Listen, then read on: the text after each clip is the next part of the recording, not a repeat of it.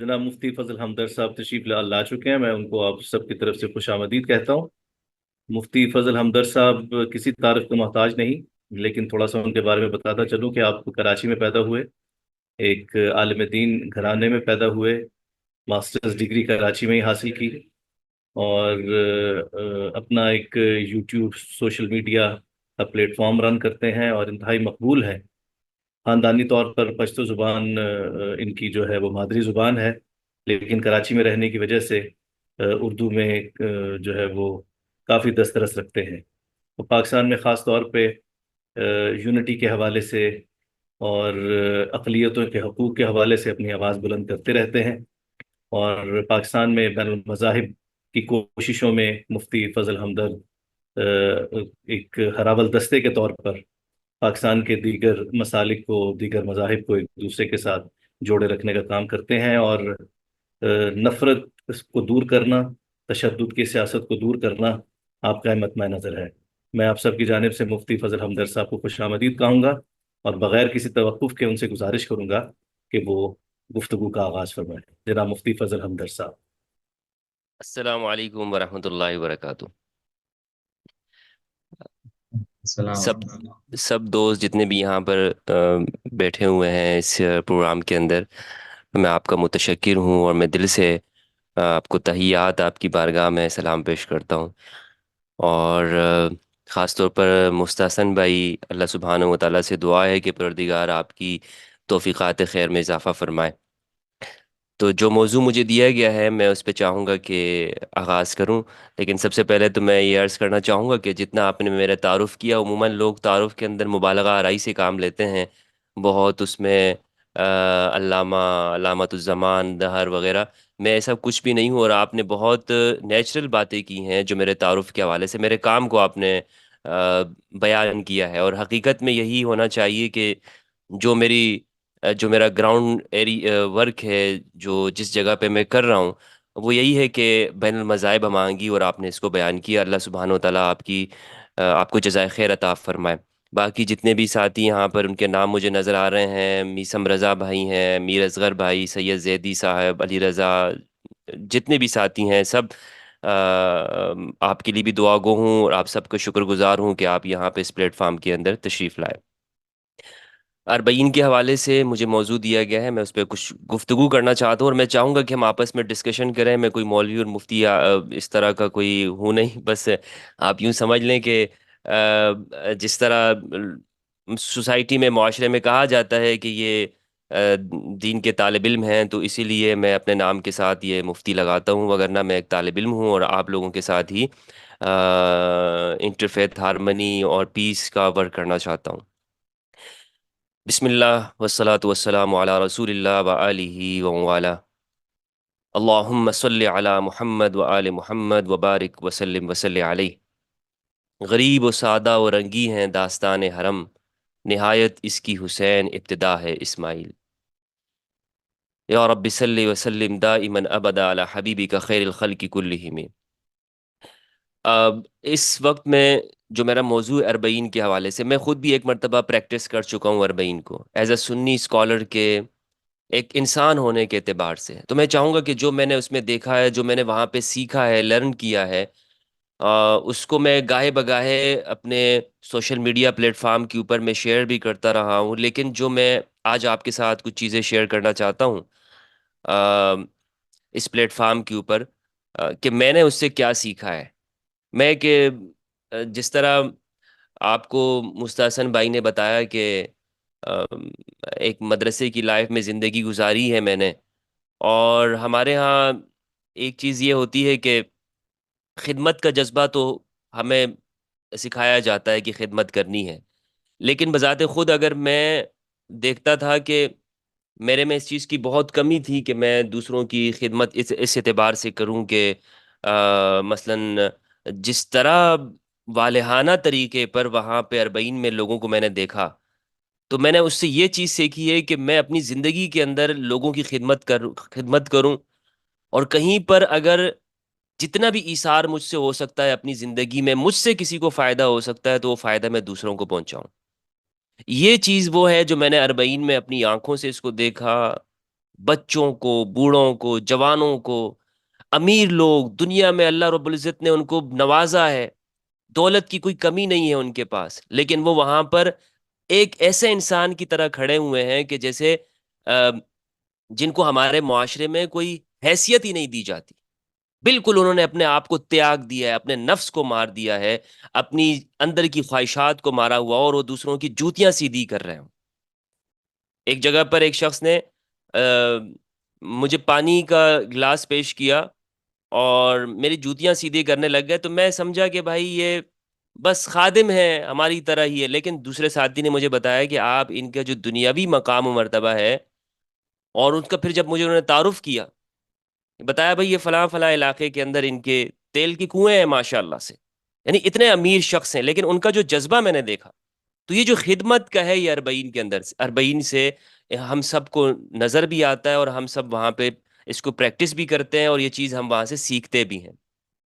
اب یہاں میں کچھ یہ عرض کرنا چاہوں گا کہ یہ وہ چیزیں ہیں جو، جیسا کہ ٹاپک ہے کہ امام حسین علیہ السلام پوری ہیومینٹی کے لیے ہیں، کربلا کا جو پیغام ہے وہ ہیومینٹی کا ہے، یہ ایک حقیقت ہے، اس میں کوئی مبالغہ نہیں ہے، یعنی ایسا نہیں ہے کہ ہم ایک بے ربط بات کر رہے ہوں، ایک موضوع ہو نہیں اور ہم کہنا چاہیں بھئی اس کے اندر ساری چیزیں ہیں۔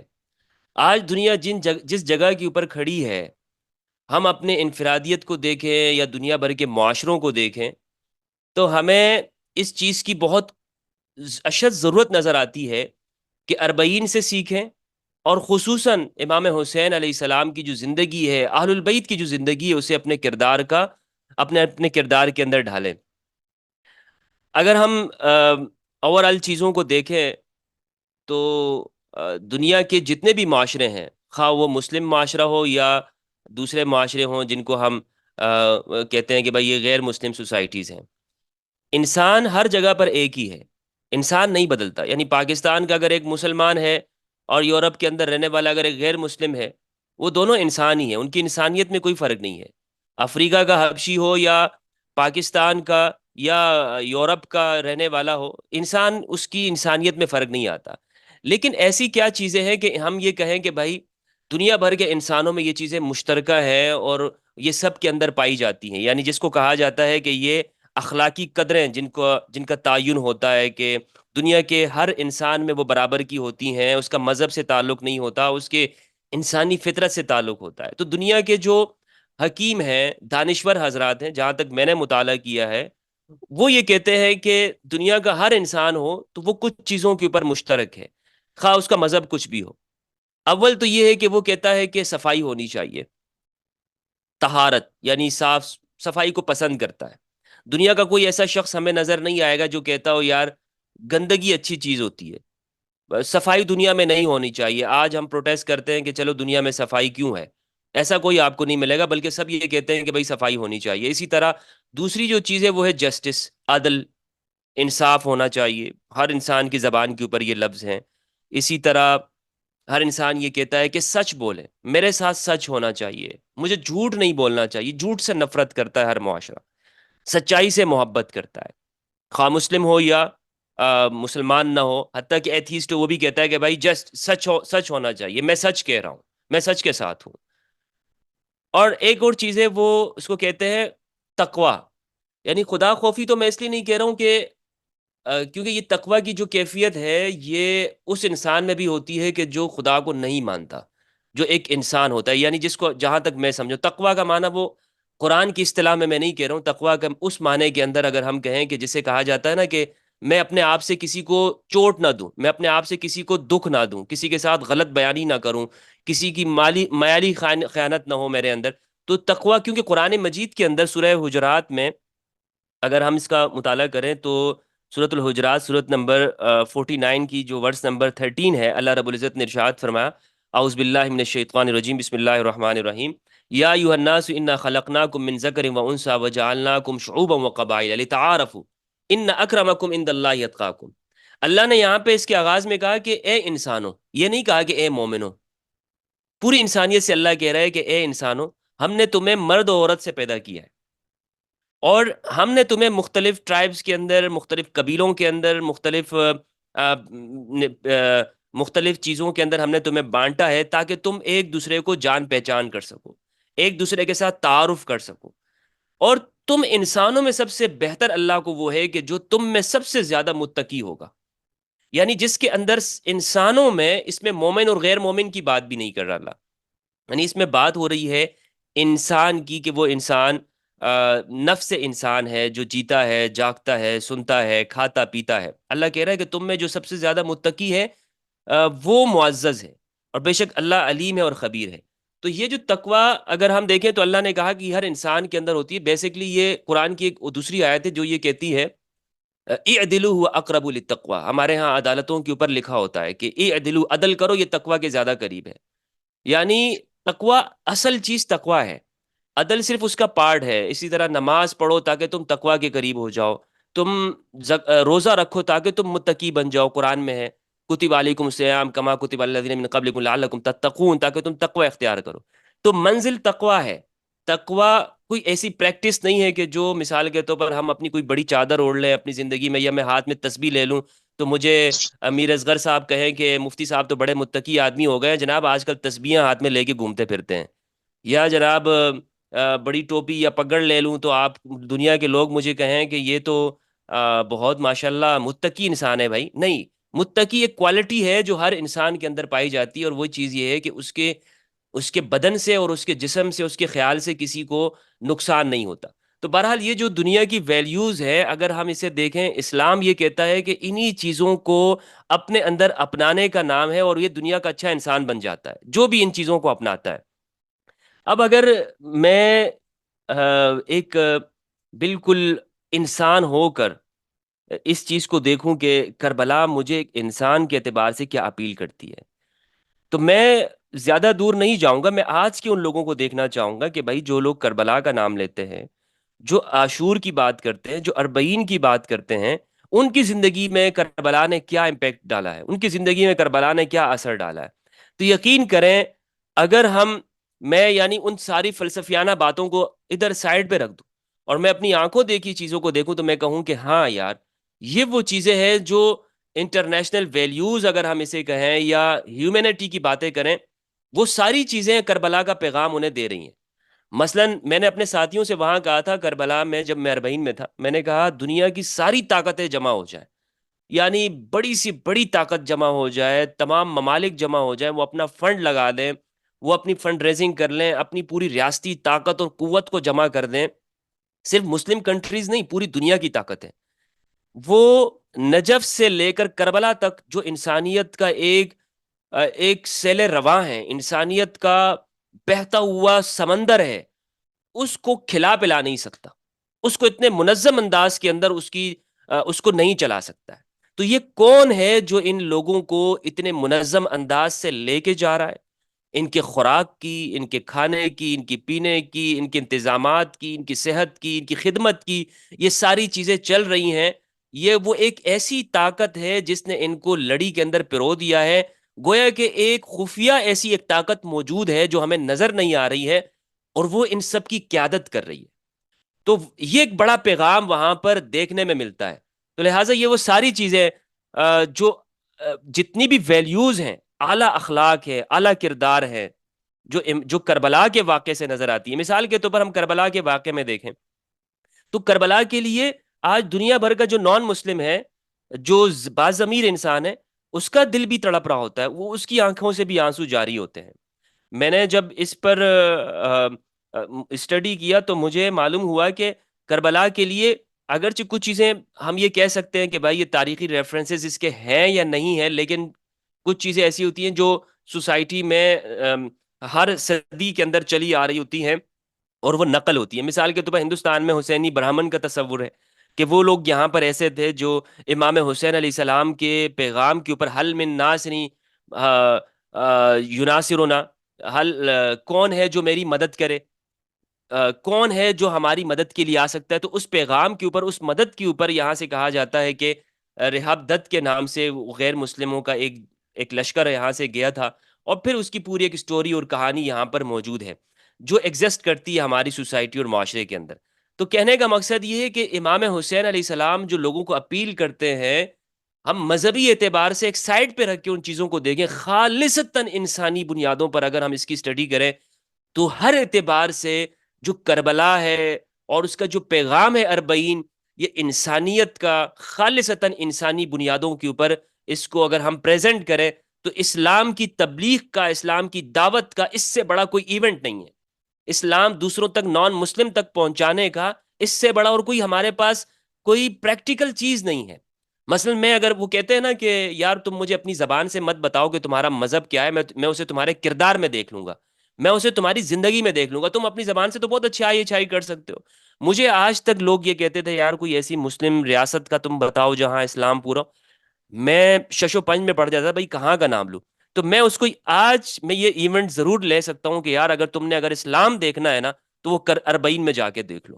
یار اگر تم نے اسلام کی جو خوبصورتی ہے، رنگ و نسل سے ماورا ہو کر، طبقاتیت کو دور ہٹا کر خالص ہیومنٹی کی جو سوچ ہے اسلام کی، جو رحمت للعالمین کی، ربوبیت للعالمین ہے، ہدل للعالمین کی وہ جو سوچ ہے وہ ہمیں نظر آتی ہے اربعین کی اس مشی کے اندر، اربعین کی اس خوبصورتی کے اندر. تو یہ میں اس حوالے سے سمجھتا ہوں کہ جو اربعین کے حوالے سے جو اس کی انسانی خوبصورتی ہے، کردار ہے، اس حوالے سے میں نے آپ کے سامنے کچھ باتیں رکھی. اس کے علاوہ کچھ چیزیں ایسی تھی میرے ذہن میں کہ بھائی زیارت کرنا، زیارت پہ جانا، اس کی کیا مشروعیت ہے، قرآن و سنت میں کیا دلائل ہے. لیکن میں نے سوچا کہ نہیں، میں آپ کے ساتھ وہ بات کر لوں کہ جو میں نے خود اپنی آنکھوں سے دیکھا ہے اور جس کو میں نے پریکٹیکل کیا ہے. بہت شکریہ. السلام علیکم.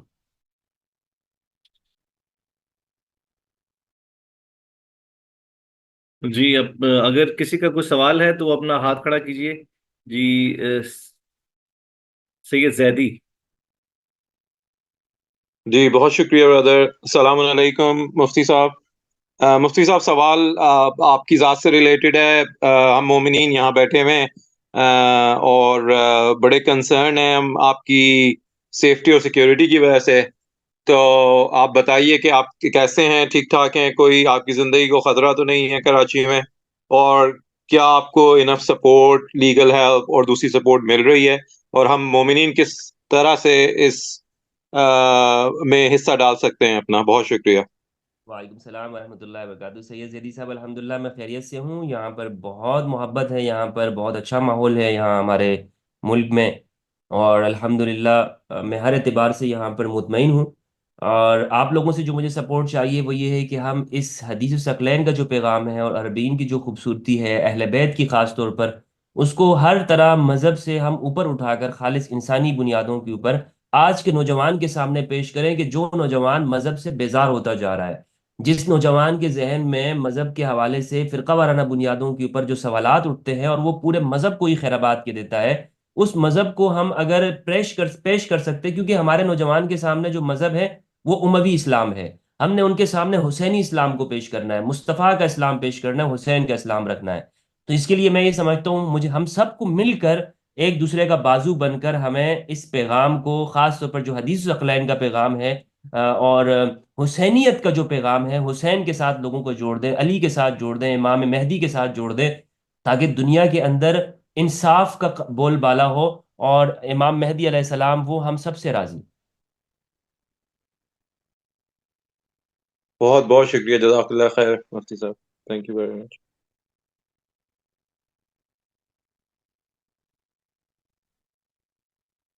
جی، اینی ادر کوشچن؟ مسلم بھائی، do you have any question sir? جی میرا ایک سوال ہے کہ امام حسین علیہ السلام اور کربلا سے جو درس ہم لیتے ہیں اس کو ہم کس طرح سے استعمال کر سکتے ہیں، جو ایک فرقہ پرستی ہمارے اندر موجود ہے مسلمانوں کے درمیان، اسپیشلی جب ہم دیکھتے ہیں کہ حضرت اور آتے ہیں اور حالانکہ وہ مخالف کیمپ سے ہوتے ہیں، جی لیکن جی جی. امام جو ہے اور ان کے ساتھی ان کو پانی پلاتے ہیں ان اللہ کے اکبر. جانوروں اللہ. تک. وہ مخالف اللہ. کو کس طریقے سے وہ ریسیو کرتے ہیں. تو ایک تو یہ کہ ہم مسلمان آپس میں کیسے امام سے سیکھ سکتے ہیں کہ ہم نے فرقہ پرستی کو کم کرنا ہے، اور دوسرا بین المذاہب جو نان مسلم ہے ایز اے ہیومن ہوں. کیسے ہم ہوں. جو ہم ہنگے اس کو ترویج دے سکتے ہیں. مسم بھائی بہت شکریہ. دیکھیں پہلی جو چیز ہے کہ ہم اس فرقہ واریت کے زمانے میں ہم لوگوں کو اہل بیت کا جو پیغام ہے میں نے جو بھی مدرسے کے اندر زندگی گزاری، میں نے اپنی پوری سٹوری میں نے شیئر کی ہوئی ہے. ایک میں یہ سمجھتا ہوں اگر مجھے امام حسین علیہ السلام یا اہل البیت کی یہ حدیث ثقلین کی کچھ ادنے درجے میں معرفت یا پہچان آپ کے لیے ہوئی ہے، تو دنیا کے ہر انسان کو ہو سکتی ہے. یعنی جو فرقہ پرستی کا ڈوبا ہوا ہے، مارا ہوا ہے، اس کو ہو سکتی ہے. کیونکہ میں یہ سمجھتا ہوں کہ میں تو اس مذہبیت کے اندر ڈوبا ہوا انسان تھا نا. یعنی میں نے 10 سال 12 سال مدرسے کی تعلیم حاصل کی ہے. تو ایک مولوی کو اگر یہ چیز ہو سکتی ہے تو عام بندے بیچارے کو کیوں نہیں ہو سکتی ہے؟ تو یہ کوئی مشکل کام ایسا نہیں ہے. بس یہ ہے کہ ہم نے، اور نوجوان آج ہمیں بہت بڑا اس چیز کو، نوجوان جو ہے وہ چاہتا ہے کہ وہ اس فرقہ پرستی کی لعنت سے باہر نکلے. خالص جو اہل البیت کا اسلام ہے، اور ہے ہی حقیقتاً، یعنی جو حدیث ثقلین اسلام یہی ہے. اس کے علاوہ سب ہم سب کی اپنی ازمپشن ہے یا اپنی کہانیاں ہیں، اپنی قصے جو ہم نے بنائے ہوئے ہیں. اس کے علاوہ اور کچھ بھی نہیں ہے. رسول خدا نے اس امت کے لیے قرآن اور اہل بیت کو چھوڑا، اور یہ چیز ہماری اہل سنت کی کتابوں میں بھی ہے اور اہل تشیع کی کتابوں میں بھی ہے. ہم نے لوگوں کے سامنے یہ پیش کرنا ہے کہ آپ اس کے برابر کچھ ایسا چیز کوئی ایسی چیز پیش کر دیں جو اس کے برابر اور رسول کی وصیت کے، یعنی رسول کی وصیت کے برابر اور کوئی چیز نہیں ہے. اس کو ہر ایک بندہ مانتا ہے.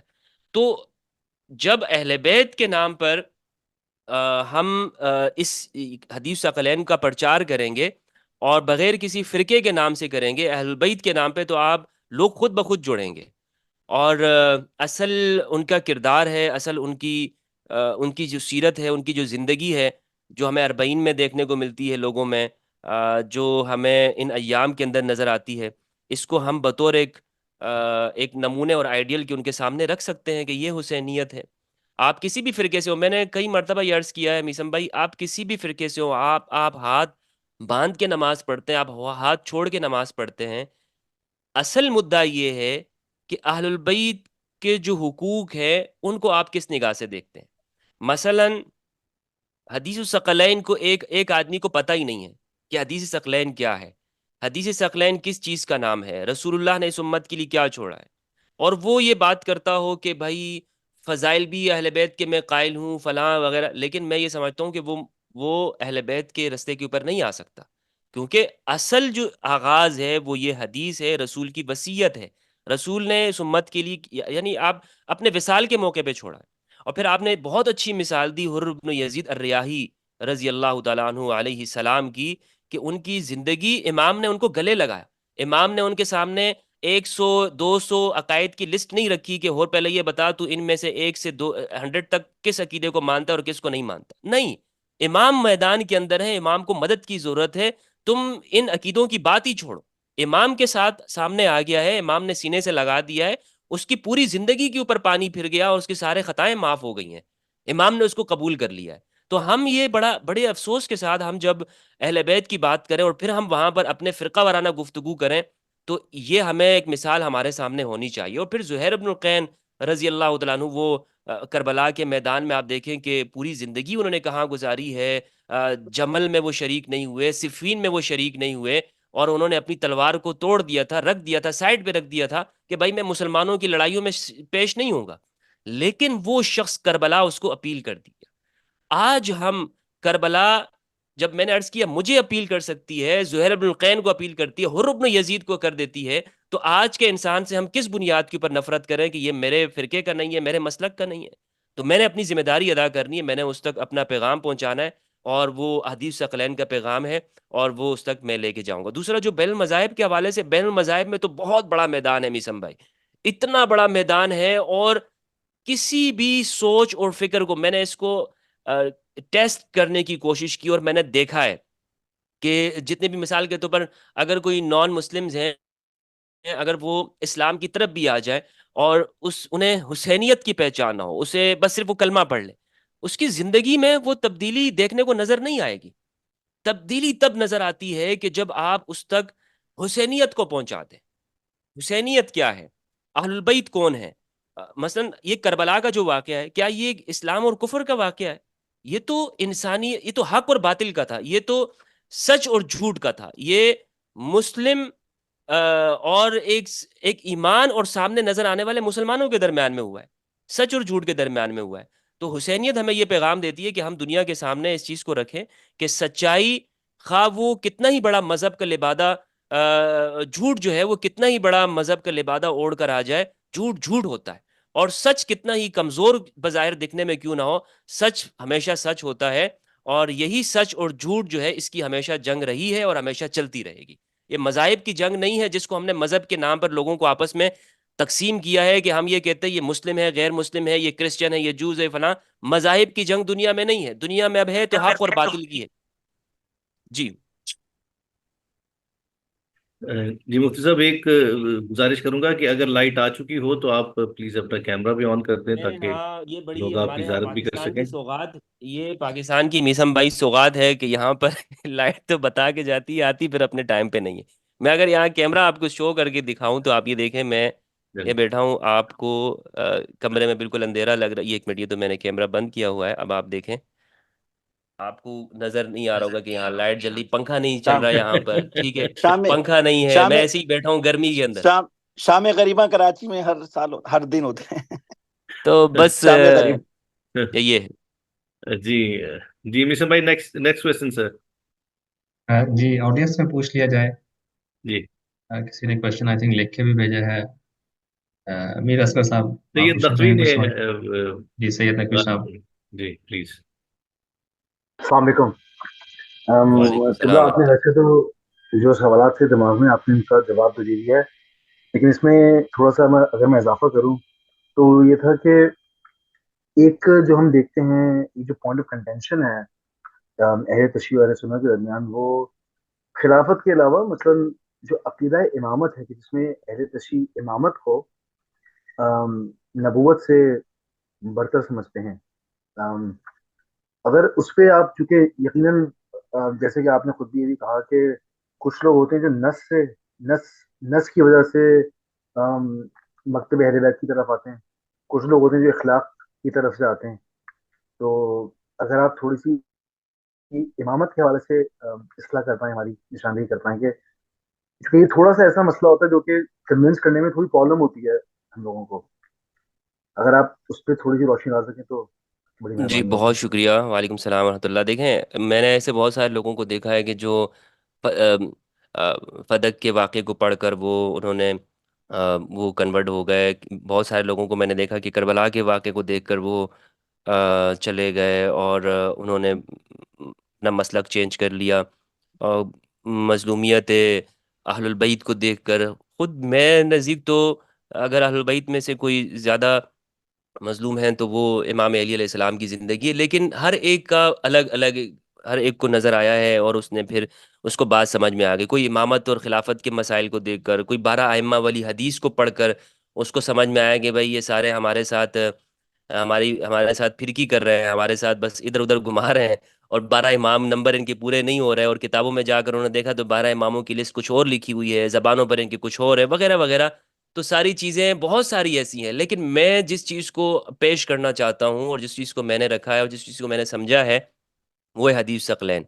یہ حدیث ثقلین، اس کو خود میری جو معرفت اور پہچان ہے اہل بیت کی طرف، جو میرا سفر ہے، وہ اسی حدیث سے اس کا آغاز ہوا، اور میں نے اس کو بہت مؤثر پایا ہے، کیونکہ میں اور مسائل اگر شروع کر دوں تو اس میں مناظرے ہیں، مباحثے ہیں جو کہ مجھے پسند نہیں ہے ذاتی طور پر، اور وہ الا یہ کہ مجبوری ہو جائے تو اس جگہ تک آنا پڑتا ہے، وگرنہ میں یہ چاہتا ہوں کہ ہم بغیر کسی سے الجھے ہوئے، بغیر کسی اپنی توجہ کو، اپنی ڈائریکشن کو ادھر ادھر پھیرے ہوئے، اپنی ساری جو توانائیاں ہیں وہ ایک ایسے کام کے اوپر مرکوز کر دیں کہ جو اصلاحی ہو، اور اس اصلاحی کے ساتھ ساتھ اس کا جو رزلٹ ہو وہ ہمیں 100% وہ نظر آئے۔ تو میں نے حدیث الثقلین کم از کم جس کے سامنے بھی رکھی ہے وہ سوچنے پہ مجبور ہوا ہے، اور کیونکہ اس میں کوئی بحث نہیں ہے، اس میں کوئی مناظرہ نہیں ہے، اس میں کوئی ایسی کوئی کسی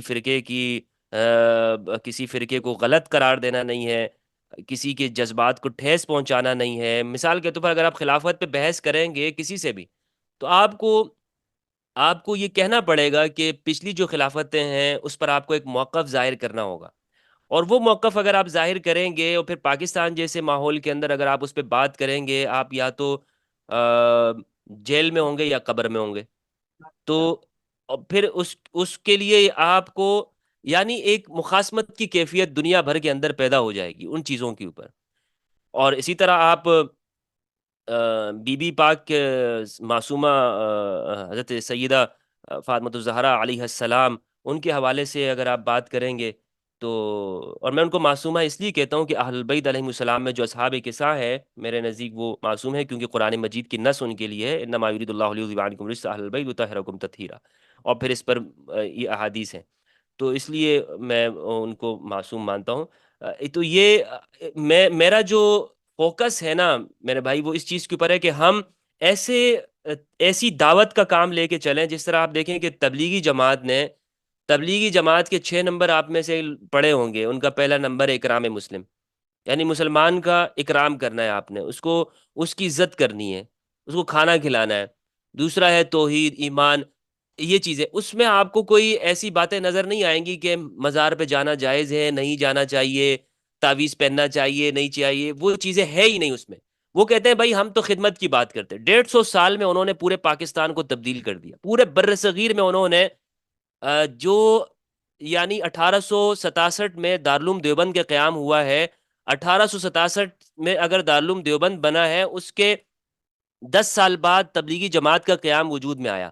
تو تبلیغی جماعت نے اس 150 سال کے اندر جو یعنی صفر سے کام شروع کیا ہے، اور آج یہاں پر وہ لوگ میجورٹی کی طرف جا رہے ہیں، بڑھ رہے ہیں، اور دوسرے فرقے جو ہے وہ مائنورٹی کی طرف جا رہے ہیں. اس میں بہت سارے اسباب و عوامل ہو سکتے ہیں، آپ کہہ سکتے ہیں کہ سیاسی ہیں وغیرہ وغیرہ ہے، لیکن کہنے کا مقصد یہ ہے کہ تبلیغ کو انہوں نے ان علاقوں تک اندر پہنچایا جن علاقوں کو خالص پختون ایریاز کہا جاتا ہے، اور جہاں پر جو کہتے ہیں بھائی بس میرا اپنا دماغ ہے، تم کون ہوتے ہو، یعنی ہر وقت ان کا دماغ جو ہے وہ آسمان کی پر چڑھا ہوتا ہے. ان لوگوں تک انہوں نے بات سمجھا دی. اگر ان کی بات ان کو سمجھ آ سکتی ہے تو حسینیت ہم کیوں نہیں سمجھا سکتے؟ حسینیت جو کہ شروع سے آخر تک جو خدمت ہے، محبت ہے، لو ہے، پیس ہے، ہارمنی ہے، حق کے لیے اپنے آپ کو قربان کر دینا ہے. مظلوموں اس وقت دنیا میں اکثری تعداد مظلوموں کی ہے، ان مظلوموں تک ہم حسینیت کو کیوں نہیں پہنچا سکتے؟ تو میں تو اسی لیے ہمیں مناظرے جس کیفیت میں جاتے ہیں، تو میں کہتا ہوں نہیں، ہمیں مناظروں کی کیفیت میں جانے کے بجائے اس چیز میں جانا چاہیے کہ ہم حدیث ثقلین کو لوگوں تک پہنچائیں اور ان ساری چیزوں پر آئیں. باقی پھر بات کی باتیں ہیں، دیکھیں امامت کا مسئلہ ہے، خلافت کا ہے، عصمت کا ہے، اور بہت ساری چیزیں جو ہے یہ آپ اپنی نالج کے لیے تو اپنے پاس ضرور اس کو ڈسکس کریں، رکھیں، لیکن پبلک کے سامنے جس جگہ پر کام کرنے کی ضرورت ہے انہیں پہلے ہم اہل بیت کے بارے میں تو بتا دیں، پھر ہم ان سے مسائل ڈسکس کریں نا. ایک بندے کو مسئلہ ہی پتہ نہ ہو کہ اہل بیت ہیں کون، پہچان ہی نہ ہو اسے، پوری زندگی اس کو جھوٹے رہنما سکھائے گئے ہوں، جھوٹی چیزیں پڑھائی گئی ہوں اس کے سامنے آپ مناظرے شروع کر دیں گے تو وہ تو آپ کا دشمن بن سکتا ہے، آپ کا دوست کبھی نہیں بن سکتا. جی جی بہت شکریہ، بہترین. برادر عقیل، آپ کچھ پوچھنا چاہیں گے؟ جی السلام علیکم مفتی صاحب. وعلیکم السلام ورحمۃ اللہ. آپ کو یہاں اس فورم پہ دیکھ کے بہت خوشی بھی ہو رہی ہے، اور سچ پوچھیں تو تھوڑا میں جو ہوں انسپریشن تو الگ لفظ ہے، لیکن وہ کہتے ہیں نا کہ ہم جتنے لوگ یہاں موجود ہیں سوائے آپ کے، ہم شیعان علی ابن ابی طالب اس لیے ہیں کیونکہ ہم ان گھرانوں میں پیدا ہوئے ہیں. لیکن ماشاءاللہ آپ نے جو ہے وہ اسٹڈی کر کے اور اپنی فہم کے ساتھ اور اپنی کانشیسنس کے ساتھ جو ہے وہ آپ اس رستے پہ آئے ہیں، تو آپ کو تو میں اور سارے مومنین سلام پیش کرتے ہیں، خراج تحسین پیش کرتے ہیں. وعلیکم پہلی السلام. بات تو عقیل بھائی میں معذرت سے آپ کی بات کاٹ رہا ہوں، میں سنی شیعہ دونوں کا کہوں.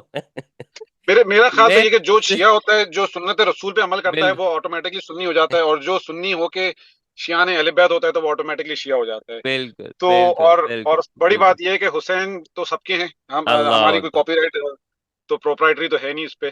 مجھے اللہ سر اکبر. آپ صرف یہ بتائیں کہ ماشاءاللہ کیونکہ اب آپ کا دونوں طرف آپ کا ایکسپیرینس رہ چکا ہے، آپ نے کہا کہ آپ نے تقریباً 10 سے 12 سال مدرسے میں ٹائم گزارا، تو یہ عرض کریں، اور تھوڑا سا آپ نے اس پہ ٹچ بھی کیا ابھی تھوڑی دیر پہلے، یہ عرض کریں کہ آپ کے خیال میں پہلے دوسرے تیسرے نمبر پر جو ہمارے اہل سنت کے بھائی ہیں، دوسرے فرقوں کے بھائی ہیں، ان میں سب سے زیادہ ریزسٹنس اگینسٹ شیعز کہ جی ان کا مذہب نہیں سمجھنا ہے، یا یہ رافضی ہیں، یا یہ کوئی جو بھی اور وجوہات ہو سکتی ہیں اس کی کیا کیا وجوہات ہیں آپ کے خیال میں؟ آپ کو لگتا ہے کہ یہ برین واشنگ ہے؟ آپ کو لگتا ہے کہ اس میں اگنورینس کا ایلیمنٹ ہے؟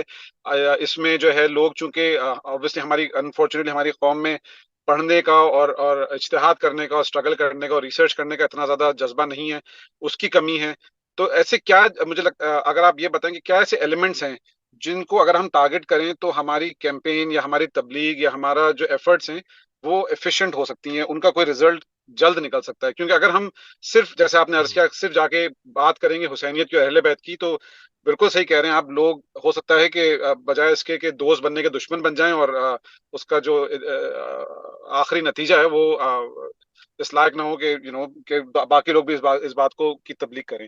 تو بس جی اس بات پہ عرض کیجیے گا کہ آپ کیونکہ آپ اس دوسری طرف آپ نے ایکسپیرینس آپ کا رہ چکا ہے، آپ کی کافی زندگی آپ نے گزاری ہے، تو آپ کے خیال سے کیا ایسی چیزیں ہیں جن کو ہم ایڈریس کریں، جو مس انڈرسٹینڈنگز ہیں یا مس گیونگز ہیں، ان کو کس طرح سے جو ہے وہ ہم ان کی شناخت کر کے اور ان کو آئیڈینٹیفائی کر سکتے ہیں؟ جی، بہت جزاک شکریہ۔ اللہ۔ بہت شکریہ آپ کا۔ دیکھیں، ایک میں نے کہانی پڑھی تھی، وہ غار والوں کی کہانی۔ غار میں کچھ لوگ بند ہوتے ہیں اور وہ ان کو باہر کی دنیا کا پتہ نہیں ہوتا۔ ان میں سے ایک آدمی باہر چلا جاتا ہے، واپس آ کے وہ اپنے لوگوں کو بتاتا ہے یار باہر کچھ چیزیں اڑتی بھی ہیں، یہ بھی ہوتا ہے۔ تو اندر کے لوگ جو ہوتے ہیں اس کو مار دیتے ہیں۔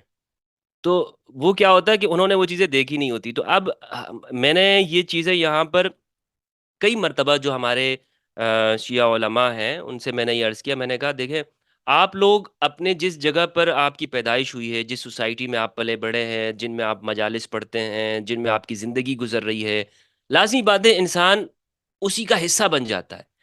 فار ایگزامپل اگر میں کسی ایسے شیعہ عالم کے پاس جاؤں جس سے میں یہ پوچھوں کہ بھائی آپ مجھے بتائیں کہ آپ کے فرینڈ سرکل کے اندر کتنے 100 سنی علماء آپ کے دوست ہیں، تو بمشکل مجھے چند لوگ ہی ملیں گے جو کہیں گے کہ بھائی اتنے 100 سنی علماء میرے دوست ہیں۔ اسی طرح اگر ایک سنی سے آپ پوچھیں تو وہ آپ کو بہت کم بتائے گا۔ تو لہٰذا ہم دوسرے سے بہت کم واقف ہوتے ہیں، بہت کم اسے جان رہے ہوتے ہیں، ہم اس سے اتنے واقفیت نہیں ہوتی، تو اس واقفیت نہ ہونے کی وجہ سے ہمیں اس سے تھوڑا ہم دور بھی ہوتے ہیں اور خوف بھی آتا ہے اور اجنبی بھی ہوتے ہیں۔ یہ تو ایک نیچر ہے، فطرت ہے۔ لیکن یہ جو معاملہ ہے نا اہل بیت کے حوالے سے، اہل البیت کے حوالے سے جو معاملہ ہے، یہ جان بوجھ کر رکھا گیا اور اس کی بہت ایک پوری تاریخ ہے، واقعات ہیں۔ یہ ایسا نہیں ہے، رسول کا گھرانہ ہے، رسول کے گھرانے کے سامنے مد مقابل تو کوئی ہونا ہی نہیں چاہیے تھا، لیکن لائے گئے اور ان کا اصل ذکر اس کو چھپایا گیا۔ یہ کیا ہے؟ یہ سب تاریخی چیزیں، اس کو آپ بہت اچھی طرح سے جانتے ہیں۔ اب کرنا کیا ہے؟ مثلا کرنے کا کام کیا ہے؟ یہ ساری چیزیں تو ہوتی رہی، تاریخ میں ہوتی رہی۔ اب ہم کیا کریں؟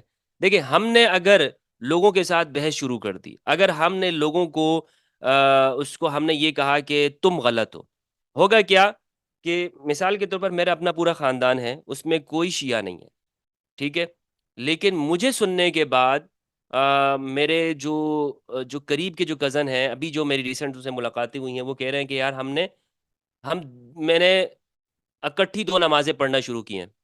تو میں نے کہا بھائی تمہارا اس چیز سے کیا کام ہے؟ کہہ رہے آپ کی میں نے ایک ویڈیو سنی تھی اور میں نے اس پہ عمل کرنا شروع کیا۔ تو اس نے وہاں سے وہ چیز لی ہے۔ اب وہ ایک شخص ایسا ہے کہ جس کا میں یہ دیکھتا ہوں تو مذہب کے ساتھ اتنا تعلق نہیں ہے، لیکن میرا ریلیٹیو ہے اور میری ویڈیوز وہ دیکھ رہا ہے، تو اب میرے خاندان کے اندر وہ آہستہ آہستہ یہ چیزیں اس طرح کی اویئرنیس آ رہی ہے، اور یہ بہت اچھی بات ہے کہ اسے حدیث کا علم ہو رہا ہے۔ یہ کوئی شیعت کی بات نہیں، یہ حدیث کی بات ہے، لیکن چونکہ شیعہ عمل کرتے تھے تو ہمارے لوگوں نے منع کیا نہیں کرو۔ ایسا بھی ہوا ہے کہ سچائی کو اس لیے منع کیا کہ شیعہ یہ کام کرتے ہیں۔ تو اب مثال کے طور پر اگر میں ہمارے ہاں صحابہ کا زیادہ ذکر ہوتا ہے، ہمارے خاندان میں، ہمارے لوگوں میں، ہماری سوسائٹی میں، اہل سنت میں، اہل بیت کا نہیں ہوتا۔ اب ہمارے لوگوں کے سامنے اگر اہل بیت والا شخص جو اہل البیت کے حوالے سے بات کرتا ہے تو اسے اجنبی لگے گا، کیونکہ اس نے اپنی زندگی بھر اس نے سنا ہی نہیں ہے۔ اور آپ کے ہاں بالکل ایسا ہی ہے، ہمارے ہاں جو شیعہ سوسائٹی ہے اس میں اہل البیت کا جو ذکر ہوتا ہے وہ اہل البیت کا ہی ہوتا ہے۔ تو اب ان کے سامنے اگر ہم صحابہ کی بات کریں گے تو وہ کہیں گے کہ بھائی یہ کیا ہے؟ اب دونوں کے درمیان میں ایک دوری پیدا ہو رہی ہے، اس طرح ایک خاموش طریقے پر، اور اس کو استعمال کیا گیا بہت ساری چیزوں نے، اور مولوی حضرات نے خاص طور پر دونوں میں درمیان میں دوری بنائی۔ اب ہم نے پل کا کردار ادا کرنا ہے، ہم نے کہنا ہے بھائی سنی آپ سنی رہو، آپ شیعہ ہیں، آپ ماشاءاللہ آپ کو تو حدیث اقلین کا پتہ ہی ہے، آپ اپنی جگہ پہ شیعہ رہیں، ہم آپ کے درمیان میں ایک پل بنا رہے ہیں، اور پل یہ ہے، رسول کی وصیت ہے، میں تم میں قرآن و اہل بیت کو چھوڑ رہا ہوں۔ نہ تمہاری اپنی کوئی شناخت ہمارے لیے معتبر ہے، نہ اس کی شناخت ہمارے لیے معتبر ہے، ہمارے لیے رسول کا فرمان معتبر ہے. یعنی ہمارے لیے اگر ایک شیعہ اگر تشیع معتبر ہے تو تشیع کون سی ہے؟ میری بنائی ہوئی تشیع ہے یا امام علی علیہ السلام کی تشیع ہے؟ کون سی، کس چیز کو ہم رہنما اور آئیڈیل اپنے لیے بناتے ہیں؟ یعنی ہم بنائیں کس چیز کو؟ امام علی کی زندگی کو بنائیں گے نا، اہل البیت کی زندگی کو بنائیں گے، اور جو وہاں سے ایک پورا تسلسل چلا آ رہا ہے جو آج تک ہمیں ملا ہے اہل البیت کی زندگی کا، وہ ہمارے لیے رہنما اور آئیڈیل ہوگا. تو یہ جو اگر ہم اہل سنت کو اہل سنت کیا ہر ایک شخص کو دنیا کے اس کا کسی بھی فرقے سے تعلق ہے، ہم حدیث الثقلین کو اس تک پہنچائیں اور بتائیں کہ بھائی یہ وہ چیز ہے جو اس جگہ پر موجود ہے، رسول اللہ نے ہمیں ہر مسئلے سے حل دیا ہے. آج ہم فرقہ واریت کے لیے روتے ہیں مستحسن بھائی، ہم یہ کہتے ہیں کہ یار فرقہ واریت نہیں ہونا چاہیے، اربوں کروڑوں کے بجٹ جو ہے وہ پاس کیے جاتے ہیں اور ادارے بنائے جاتے ہیں، کانفرنسز ہوتی ہیں، بڑے بڑے 5 اسٹار ہوٹل کے اندر مولوی صاحبان کو بلایا جاتا ہے، انوائٹ ہوتا ہے، اور کیا ہوتا ہے اس کا نتیجہ کیا نکلتا ہے؟ سب لوگ آگے تقریر کرتے ہیں بھائی مسلمانوں ایک ہو جاؤ. کس چیز پہ ایک ہو جاؤ بھائی؟ کیا ایسا کیا ایجنڈا ہے تمہارے سامنے؟ تو اس لیے آپ دیکھیں ساری کوششیں رائگاں ہو جاتی ہیں. وہ جو اندر جو چیز ہے نا، جو فرقے کی محبت ہے وہ نکل نہیں پا رہی ہوتی، کیونکہ وہ بت بن گئی ہے. اس کو توڑنے کا حل وہ قرآن اور اہل بیت کی زندگی ہے. رسول کی یہ حدیث ہے، رسول کا یہ فرمان ہے، میں تم میں 2 گراں قدر چیزیں چھوڑ کے جا رہا ہوں، تم کبھی گمراہ نہیں ہوگے، کتاب اللہ و عطرتی اہل بیتی، اور امت کو ضمانت ہے رسول کی، یہ امت دنیا کے ہر فتنے کا مقابلہ کر سکتی ہے.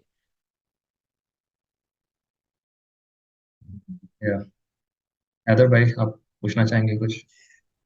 جی جی السلام علیکم مفتی صاحب. السلام ہیلو، ورحمۃ اللہ. آواز آ رہی ہے؟ جی جی بالکل آپ کی آواز آ رہی ہے. جی جی. اچھا مفتی صاحب، آپ سے میں ایک اپنا پرسنل ایکسپیرینس شیئر کروں گا جو میں نے وٹنس کیا تھا. اسکول کی بات ہے، ایسے جب نیا نیا انقلاب ایران بھی آیا تھا، 4-5 سال ہو گئے تھے نا، تو میرا ایک دوست تھا اہل سنت کا، ان کے والد تھے اہل سنت، میجر تھے آرمی میں، اور ان کی والدہ تھی اہل تشیع. تو میرا جو دوست تھا وہ کراچی کے one of the best school میں پڑھتا تھا. ان کے والد نے ایک مدرسے میں کراچی میں بہت بڑا ہوتا ہے اس میں ایڈمیشن کرایا تھا. اچھا وہ جاتا تھا وہاں پہ، تو اس کو ظاہر بات اس زمانے میں تھوڑا سیکٹیرین اور اس طرح کی چیزیں چلتی تھی، تعصبی. تو میرے دوست کو بھی کافی کہتے تھے شیعہ ایسے ہیں، تم نہیں بیٹھا کرو، یہ ہے وہ ہے، اور جیسے جو اور باتیں لوگ کرتے ہیں کہ پانی میں تھوک ملا کے دیتے ہیں، دس دیٹ.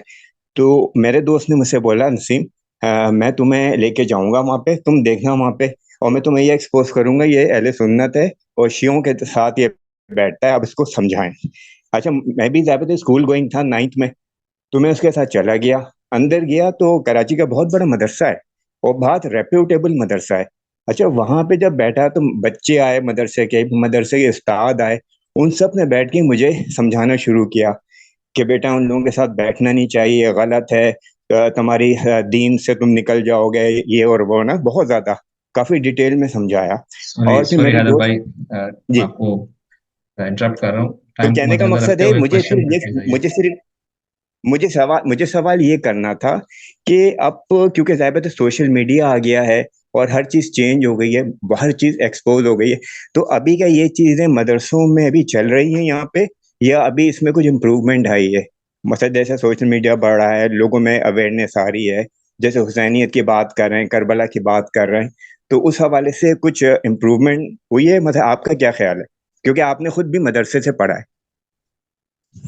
جی جی دیکھیں اس حوالے سے میں نے کوئی خاص سروے تو ایسا نہیں کیا ہے کہ جس میں یہ کہہ سکوں کہ کتنے پرسنٹ جو ہے وہ تبدیلی آئی ہے، لیکن جہاں تک میں سوشل میڈیا کو دیکھ رہا ہوں اور یہ جو جھوٹ اب اس سال ہر سال یہ چیزیں آتی تھیں، شام غریبہ میں یہ ہوتا ہے وغیرہ ہوتا ہے.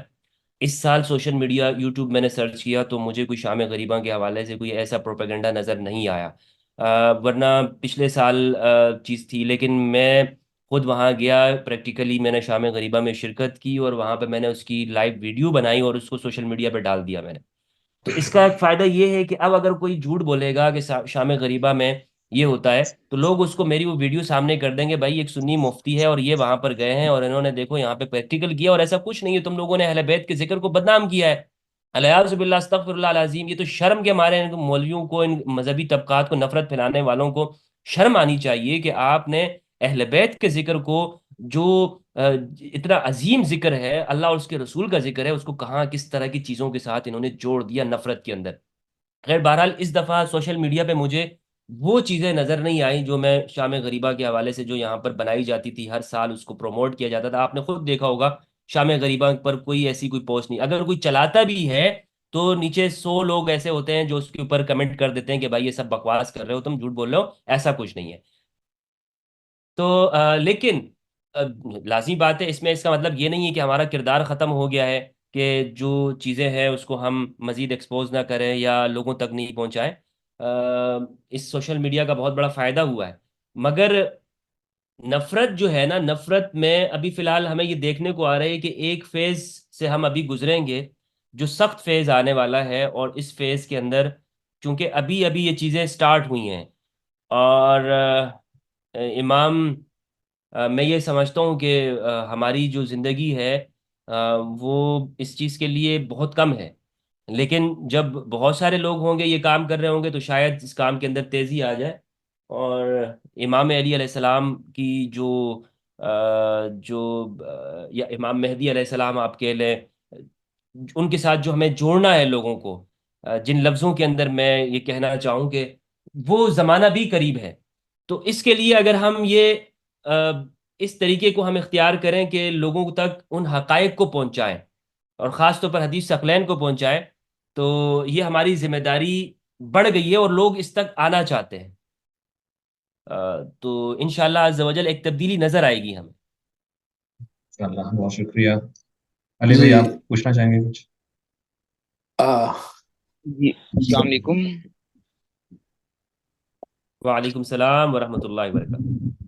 جی مفتی صاحب سے میرا سوال نماز کے حوالے سے ہے کہ مجھے ہاتھ کھول کر نماز پڑھنے کے متعلق بخاری مسلم سے کوئی حدیث کا ریفر مل جائے تاکہ میں اپنے اہل سنت بھائی سے مطلب بات اس کو کر سکوں، یا بندہ سمجھا سکے کہ بھئی آپ کی کتابوں میں یہ بات لکھی ہے، حدیث کا نمبر کچھ اس طرح سے مجھے مل جائے۔ دیکھیں، ہاتھ کھولنے اور ہاتھ باندھنے کے حوالے سے میں نے ابھی شروع میں یہ بات عرض کی کہ اگر ہم ان فقہی چیزوں کے اوپر جائیں گے، اور یہ فقہی، میرا یہ موضوع نہیں ہے، میرا فقہی لوگوں کی فقہی اصلاح جس کو کہتے ہیں نا، فقہی اصلاح، لوگوں کو نماز، روزے، زکوٰۃ، حج کے مسائل بتانا، حج میں تم نے یہ کرنا ہے، زکوٰۃ میں، نماز تم نے ایسے پڑھنی ہے، میرا ٹاپک ہی نہیں۔ میرا ٹاپک جسٹ ون ایک چیز یہ ہے کہ آپ جس بھی طریقے سے نماز پڑھتے ہیں، کسی بھی فقہ کو آپ فالو کرتے ہیں، وہ آپ کا اپنا رائٹ ہے، آپ پڑھیں اس کو۔ اس معاملے میں آپ مجھے بالکل، آپ نہیں سمجھ، جی آپ یہ کہہ سکتے ہیں کہ یہ میرا اوپن پلیٹ فارم کے اوپر یہ ٹاپک نہیں رہا۔ ہاں، اگر آپ مجھ سے پرسنلی میں کسی ایسی ملاقات میں آپ پوچھیں گے جہاں پہ آپ یہ کہنا چاہیں گے ایز اے مفتی ہونے کے اعتبار سے میں آپ کو کہوں، تو میں آپ کو بتا سکتا ہوں بھائی یہ دیکھیں، یہ اس جگہ پر یہ لکھا ہے، اس جگہ پر یہ لکھا ہے، لیکن یہ میں ایز اے سبجیکٹ کے اوپن پلیٹ فارم کے اوپر ان چیزوں کو ڈسکس نہیں کرتا کہ نماز آپ نے کس طریقے سے، آپ نے کون سا طریقہ صحیح ہے۔ وہ آپ کا اپنا طریقہ ہے، آپ شیعہ طریقے یا امام جعفر صادق علیہ السلام کی کہہ لیں یا مالکی طریقے پر ارسال کرنا چاہیں، اور بخاری مسلم کے اندر بالکل یہ روایات موجود ہیں نماز کے طریقے پہ، ابن زبیر کی جو طریقہ ہے، مدینہ والوں کا جو طریقہ ہے نماز وہ کیسے پڑھا کرتے تھے، ہاتھ چھوڑ کر ان کا طریقہ ہے، مگر میں آپ کو یہ بتاتا چلوں کہ میرا یہ ٹاپک نہیں ہے۔ بہت شکریہ۔ اللہ جی جی، بالکل۔ مفتی صاحب بالکل درست فرمایا آپ نے، اور میری دوستوں سے بھی گزارش ہوگی کہ ریلیونٹ ٹو دی ٹاپک سوال رکھیں، اور اس سے ہم مفتی صاحب سے مدلل جو جواب ہے وہ طلب کر سکتے ہیں۔ میرا اچھا، نام میں یہ گزارش کروں گا کہ پاکستان چونکہ ہم سب کا وطن ہے، میجورٹی یہاں پہ جو لوگ ہیں وہ اگرچہ کسی بھی ملک میں رہتے ہیں لیکن ان کی جو جڑیں ہیں وہ پاکستان میں ہیں، اور پاکستان سے والہانہ محبت کرتے ہیں، عقیدت رکھتے ہیں۔ تو پاکستان کے اندر باقی مسلمان ملکوں کی نسبت جو یعنی بڑا فقدان پایا جاتا ہے انٹرفیتھ، یعنی مذاہب کے درمیان میں ہم آہنگی کا، اس کا آپ پرچار کر رہے ہیں، جس کے لیے آپ کوششیں کر رہے ہیں، اور شب و روز اس کے لیے آپ اذیتیں بھی برداشت کر رہے ہیں۔ تو مجھے بتائیے گا اہل بیت علیہ السلام اور اسپیشلی کربلا سے جڑا ہوا کوئی ایسا میسج بتائیے کہ جس سے کم از کم اور کچھ نہیں، بھلے ایک دوسرے کے ساتھ ایک دوسرے کے عقیدے کو نہ مانتے ہوئے بھی، ایک دوسرے کو نہ مانتے ہوئے بھی، یعنی کچھ حدود و قیود ایسی ہوں کہ ہم دست و گریباں نہ ہوں، ہم ایک دوسرے کے خون کے پیاسے نہ ہوں، ہم ایک دوسرے کی جان کے یعنی جو ہے وہ اس کی جان لینے کے، جیسے پاکستان کے اندر اکثر آپ کو مختلف جگہوں پہ نظر آئے گا، آج کل پاڑا چنار کے اندر، پورا ایمرجنسی کے اندر یہی صورتحال نظر آ رہی ہے، آج بھی ابھی بھی وہاں پہ بڑے شدید حالات خراب ہیں۔ تو کوئی ایسا میسج دیجیے کہ جس سے لوگوں کو یہ سمجھانے میں آسانی ہو کہ بھی کربلا کے اندر جو مختلف پیغامات دیے گئے ہیں سید الشہداء یا اہل بیت یا آل رسول کی طرف سے، آپ بھلے نہ مانیں لیکن کم از کم اتنا ضرور ہو کہ ایک دوسرے کی جان کے درپے نہ ہو۔ تو اس سلسلے میں کچھ فرمائیے گا۔ بہت اچھا محسن بھائی، اور ایک اچھا سوال ہے یہ، اور اس کی ضرورت بھی ہے کہ ہم کربلا کو ایک رول ماڈل کے طور پر ہم لوگوں کے سامنے پیش کریں۔ میں نے آپ کے سامنے عرض کیا کہ دنیا کی جو بہت ساری تحریکیں ہیں انہوں نے اپنے نمبرز بنائے ہوئے ہیں، اور ان نمبرز کے اوپر وہ کام کرتے ہیں اور رزلٹ ان کا نکلتا ہے، اور ہمارے سامنے تو پوری تاریخ ہے، پوری ایک کتاب ہے، پوری ایک قربانیاں ہیں، دین ہے پورا۔ ہم اسے اگر اس طور پہ پیش کریں تو کیوں نہیں اس کا رزلٹ نکلے گا؟ میں نے اصول کافی کے اندر ایک روایت پڑھی تھی، اور یقین جانے مجھے وہ اسلام کا مغز معلوم، مغز اسلام کا، یعنی جو جوہر ہے، جوہر اسلام کا، اگر ہم کہیں نا کہ جو نچوڑ اس کا نکلے اور جو جوہر ہے وہ یہ ہے کہ اب باب کا نام ہے باب اصلاح بین الناس، لوگوں میں صلح کرانا۔ کیا بات ہے! امام جعفر الصادق علیہ السلام سے روایت نقل کرتے ہیں، ان کی شاگرد ہیں مفضل، ان کے صاحب ہیں، وہ کہتے ہیں کہ میں نے دیکھا کہ دو افراد آپس میں لڑ رہے تھے، دو رشتہ دار تھے، آپس میں ان کا جھگڑا اور تنازع تھا، اور وہ میراث وراثت کے اوپر ان کا جھگڑا ہو رہا تھا۔ تو میں نے ان کے پاس میں گیا، میں نے کہا بھائی کیوں جھگڑ رہا ہے؟ انہوں نے بتایا بھائی اس معاملے کے اوپر ہمارا جھگڑا ہو رہا ہے۔ تو مفضل کہتے ہیں کہ میں نے ان کے سامنے ان کو 400 درہم کے اوپر وہ جھگڑا تھا، تو میں نے وہ 400 درہم ان کے سامنے رکھے، میں نے کہا یہ لو اور اس جھگڑے کو ختم کرو۔ تو وہ کہنے لگے بھائی یہ تم اپنی طرف سے دے رہے ہو؟ انہوں نے کہا کہ یہ جان لو کہ یہ میں اپنی جیب سے نہیں دے رہا ہوں، اپنی جانب سے نہیں دے رہا ہوں، بلکہ یہ مجھے میرے امام نے مجھے دیے تھے، اور کہا تھا کہ مفضل جب بھی دنیا کے اندر کسی انسان کا آپس میں تنازع ہو، وہاں میری جانب سے یہ مال اس میں خرچ کرتے رہنا، اس میں آپس میں انسان کی بات کی۔ تو مجھے تو اہل بیت کی زندگی میں یہ نظر آیا، اہل بیت کی زندگی میں دوسروں کے مسائل کو حل کرنا نظر آیا، قربانی اور ایثار کی کیفیت نظر آئی۔ اور صفین کو اگر ہم دیکھتے ہیں، صفین میں بڑا مشہور واقعہ ہے کہ پانی پر جب معاویہ بن ابی سفیان کے لشکر میں، اور یہ ہمارے اہل سنت کی کتابوں میں لکھا ہوا ہے کہ جب وہ قبضہ ہو گیا، ان کا کنٹرول ہو گیا، تو انہوں نے پانی امام علی کے لشکر پہ بند کر دیا تھا۔ پھر جب دوبارہ سے اگلے دن جب امام علی کو غلبہ حاصل ہوا تو آپ نے سب کو پینے کی اجازت دے دی، کہا گیا کہ یہ ان کا اخلاق تھا، یہ ہمارا کردار ہے۔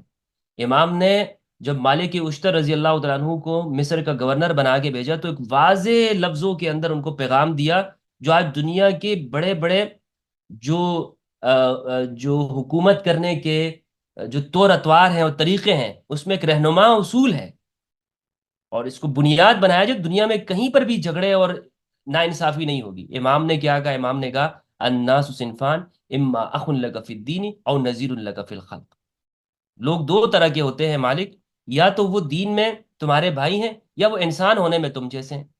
تو فیصلہ کرتے ہوئے کبھی یہ مت دیکھنا کہ یہ کون ہے وغیرہ، اس کا فرقہ، عقیدہ، مسلک، مذہب کیا ہے، یہ تمہارے انسان ہیں، یہ اللہ کے پیدا کردہ ہے۔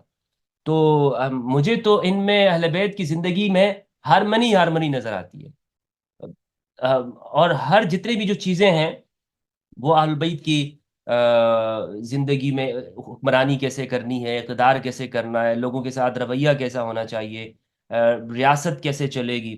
آج ہم بظاہر مستحسن بھائی نام لیتے ہیں کہ ہم اہل بیت کا، علی کا نام لیتے ہیں، لیکن کردار میں ہم دیکھیں تو ہم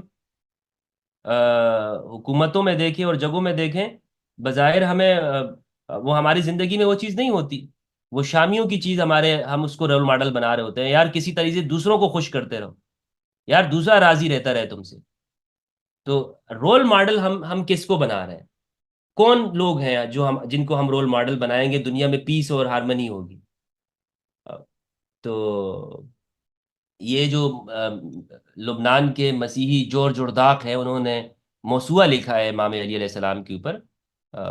تو وہ واقعہ آپ نے سنا ہوگا کہ کس طرح انہوں نے امام علی کی زندگی کے اوپر لکھا، اور پھر وہ ایک مسیحی جو جو بشپ تھا، انہوں نے اس کے لیے اس کی پبلش کرنے کے لیے ان کو پیسے دیے تھے. پبلش کرنے والا کوئی مولوی کوئی دوسرا نہیں تھا، اس مسیحی نے اس کو پبلش کیا. کہا کہ یہ امام نے جو یہاں پر ہمارے ساتھ احسانات کیے تھے، امام علی نے اپنے دور میں مسیحیوں کے اوپر، میں آج اس کا احسان تو نہیں چکا سکتا ہوں لیکن کچھ اس میں شکریہ ادا کرنا چاہتا ہوں.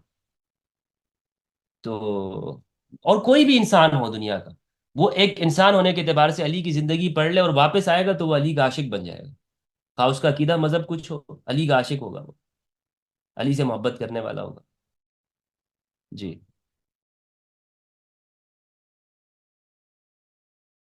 جی بہت شکریہ. ٹائم کو مد نظر رکھتے ہوئے ایک آخری سوال پوچھنا چاہوں گا. یہ ہمارا موضوع ہے کربلا، حسینیت اور انسانیت. واقعہ کربلا کا انسانی تاریخ پہ کیا اثر ہے، ہیومن ہسٹری کے اوپر کیا اثر ہے؟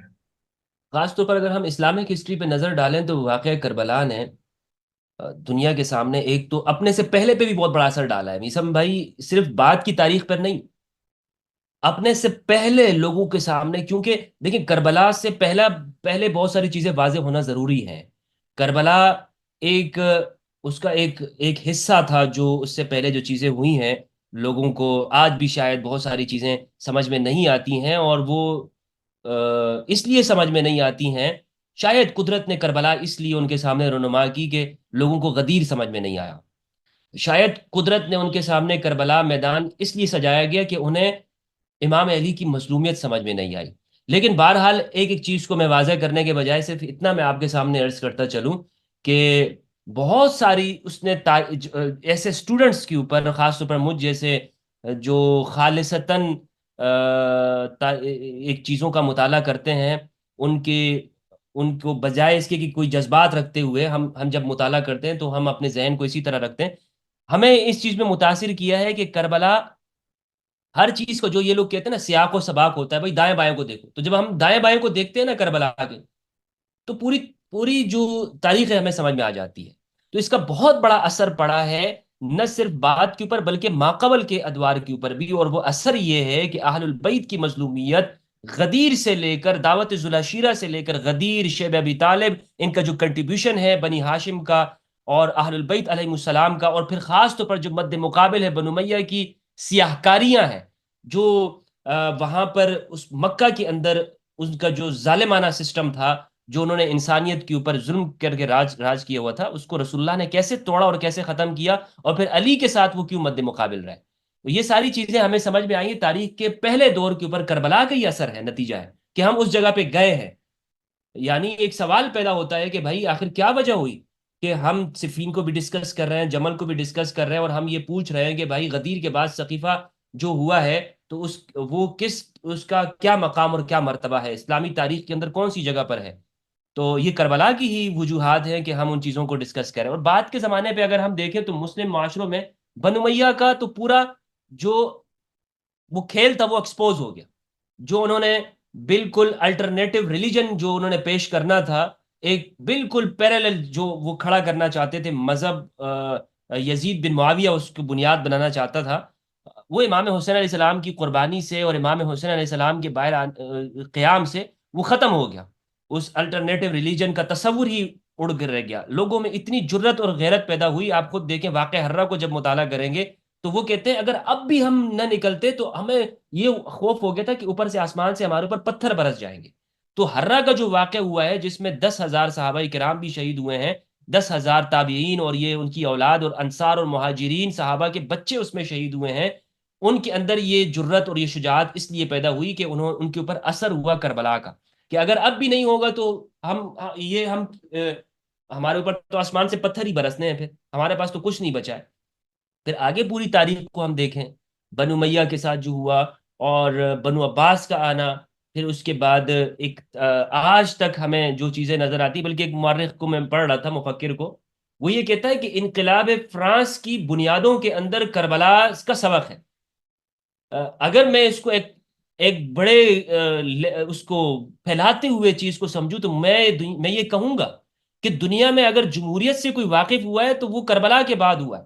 دنیا میں جتنی بھی انقلابات ہوئے ہیں، آپ خود تاریخ کا مطالعہ کریں، جمہوریت پہلے کیوں نہیں ہوئی، یا اس کے اثرات اور ثمرات اس طور پر دنیا میں جو اقتصادی انقلابات ہوئے ہیں، جو آگے لوگوں نے اپنا ذہن استعمال کرنا شروع کیا کہ بھائی میں ایک شخص واحد کی حکمرانی کو قبول نہیں کروں گا، اس کے اندر یہ جرت کیسے پیدا ہوتی ہے، اس شخص کے اندر یہ شجاعت کیسے پیدا ہوتی ہے کہ بھائی یہ فرد واحد ہے، یہ ڈکٹیٹرشپ یہ اس طرح کی نہیں ہونی چاہیے، میں حق کے ساتھ کھڑا ہوں۔ یہ کربلا نے اس کے اندر یہ جذبہ دیا ہے، خواہ انقلاب فرانس ہو یا بعد کے ہم زمانے کو دیکھیں، لوگ تو اس کا اگر مطالعہ کریں، مثلا سوشلزم کو دیکھ لیں، بنیادی طور پر ہمیں لادینیت نظر آتی ہے، لیکن اگر ہم ان سے پوچھیں گے کہ بھائی آپ کس مذہب کے منکر ہو، تو وہ آپ سے کہے گا کہ بھائی میں اس مذہب کا منکر ہوں جو ظلم کو خدا کی جانب سے پیش کرتا ہے، جس کو آپ یوں کہہ لیں کہ اموی مذہب کو، وہ اس کا منکر ہے۔ لیکن اگر اسی کے سامنے اگر آپ حسینی اسلام کو پیش کریں گے، اس دہریے کے سامنے اس کو آپ کہیں گے کہ بھائی ایک طرف مسلمان ہے اور دوسری جانب بھی مسلمان ہے، لیکن یہ مسلمان حسینی ہے جس کو یہ دوسرا شخص مار رہا ہے، اس کا دشمن ہے، تو وہ کہے گا کہ بھائی میں تو اس سچ کے ساتھ کھڑا ہوں، تو وہ لازمی طور پر وہ حسینیت کے ساتھ کھڑا ہو جائے گا، خواہ وہ کہے گا کہ بھائی میں مذہب کو ہی نہیں مانتا۔